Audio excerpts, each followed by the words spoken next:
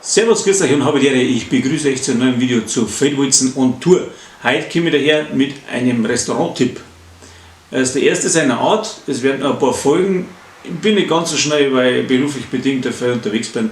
Aber das Restaurant ist super, nicht ganz billig. Man isst aber genial. Ja.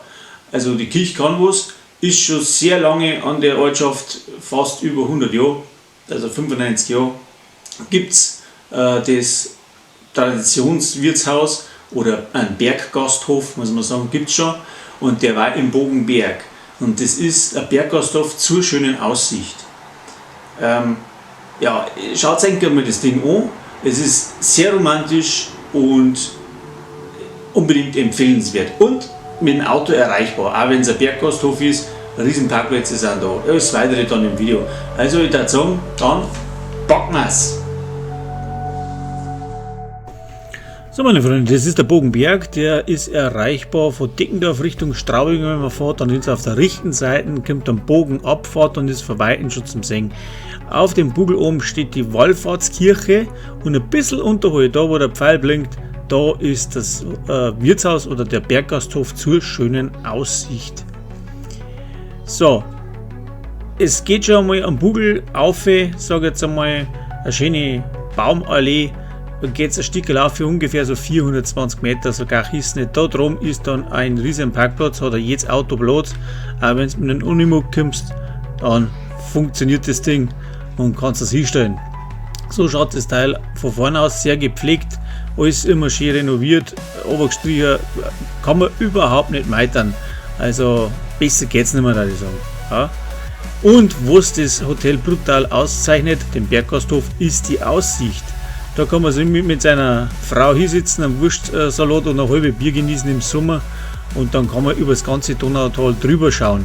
Und das ist eigentlich das Besondere, warum dass ich das Hotel, den Berggasthof, empfehle. Drinnen kann man natürlich reservieren, wenn man größere Feier hat. Da habe ich jetzt ein normales Foto, wie es so ausschaut, ohne Hergericht. Hat Platz für einen Haufen Leute, ich weiß nicht genau wie viel, aber ich tippe mal bestimmt 100 Leute, was er Platz hat. Und ja, wenn er es eingedeckt hat, schaut es dann noch so aus, für eine Hochzeit zum Beispiel. Mit dem Ausblick ist das brutal genial. Auf die Nacht schaut es dann auch ein wenig gut aus. Ich habe mir ein wenig was bestellt und ja, bei uns hat es einen Schweinsbraten gegeben und ein Pfifferling-Rahmsauce oder Schwammerl-Ragout, sagt man auch. Preislich ist er nicht so ganz billig, aber ich würde sagen, geschmacklich passt. Mehr kann es vielleicht sein, aber er liegt halt schon zwischen 10 und 21 Euro mit den Essen irgendwo drin. Und ja, kann man sich streiten drum. Aber ich sage Qualität vor Quantität und dann passt das Ding auch. Eis gibt es natürlich auch, das habe ich leider nicht mehr fotografieren können, weil das war schneller weg, als wir schauen haben können. Meine Kinder haben das inhaliert und weg war's. Da hat der Papa dann mit dem Fotoapparat nicht mehr so viel Zeit gehabt zum Fotografieren, weil dann war schon angegessen.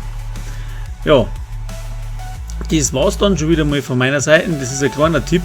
Finden das Ganze bei Google. Bei Google gibt es einfach ein Berggasthof Bogen zur schönen Aussicht. Ich verlinke euch die Webseiten von dem Berggasthof noch in die Kommentare und pinne das an. Und der eine oder andere, wo in der Gegend ist, an einem schönen Sommertag, kann auch mal vorbeischauen auf dem Ding. Also war wirklich wärmstens zu empfehlen. Ich kriege kein Geld nicht, das ist keine Werbung, das ist einfach nur eine Feldwalzen-Empfehlung. Das muss ich mir gesagt sein. Also, pfiat euch, bis zum nächsten Mal und seid wieder dabei, wenn es heißt Feldwalzen on Tour.